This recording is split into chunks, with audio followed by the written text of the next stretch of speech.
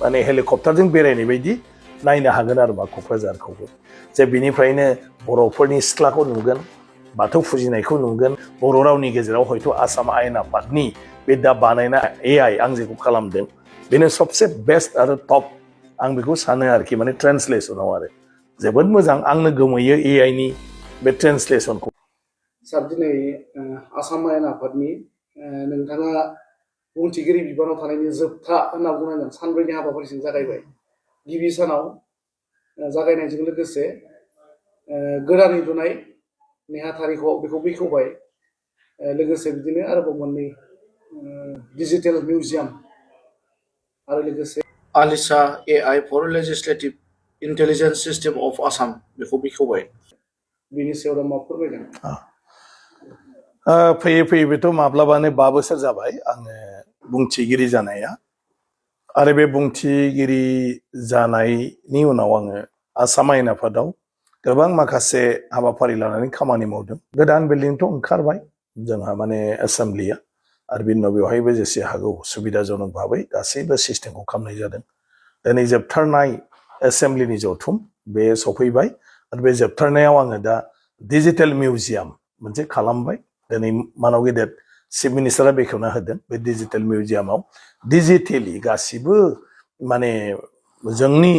जारिमिनखौ बेवहायनो नायनो हागोन आरोखि नुनो हागोन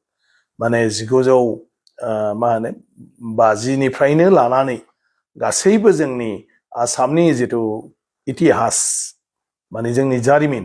बे जारिमिनखौ गोरलैयैनो बेवहाय माने नायनो हागोन आसि थुबानो जागोन बे जिहेतु डिजिटेल एथ' लेखा नागिरनानै लाइब्रेरि फरायनो गोनां गैया मा इनफरमेसन नांगौ बेवहाय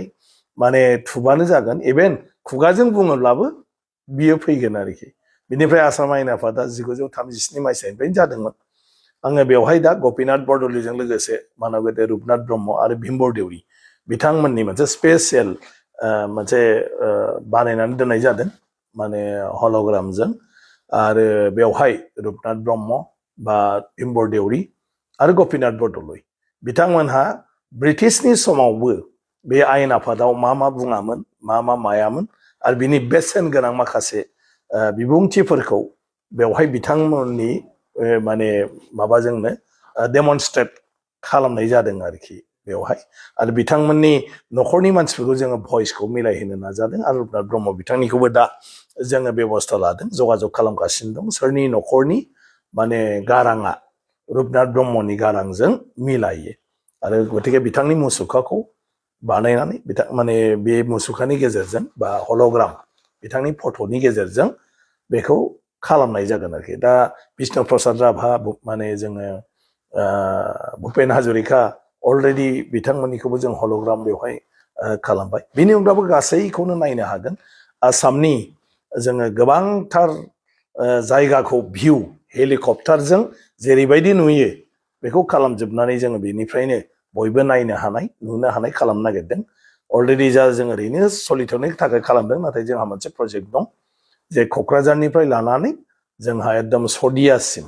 आरो आसामनि गुबुन गुबुन इम्पर्टेन्ट जायगाफोर बिटिसिनि सेक्रेटारियेटफोरखौबो बेवहायनो जनानै माने हेलिकप्टारजों बेरायनाय बायदि नायनो हागोन आरो मा क'क्राझारखौबो ओमफ्राय गासै आसामनि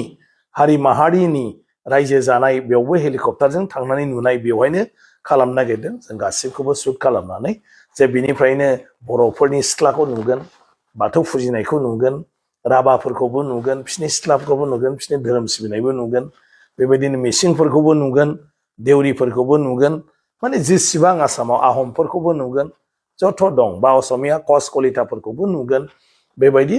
मोनसे राहाखौ खालामदों जे जोंनि जायखिजाया भिजिटर्सआ बे डिजिटेल मिउजियामाव जोंनि बे जिथु हेलिकप्टारजों भिजिट खालामनानै जायगा नायनाय बेवहाय गाखोबानो आसामनि गासै हारि माहारिखौ न'खरसिम नुनो मोनगोन आरो बेखौ आङो दा खालामनाय जादों आरो बेबायदिनो जोङो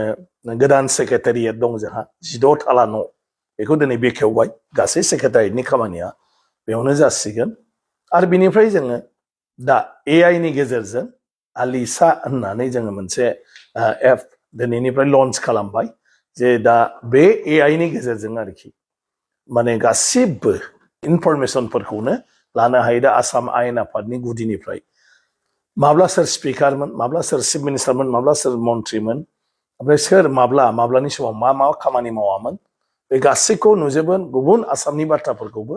मोनथिजोबगोन आरोखि बे जिहेतु AI नालाय आरो सबसे मोजाङा जाहैबाय बे AI नि गेजेरजों दा बर'जोंनो माने जोङो गासैखौबो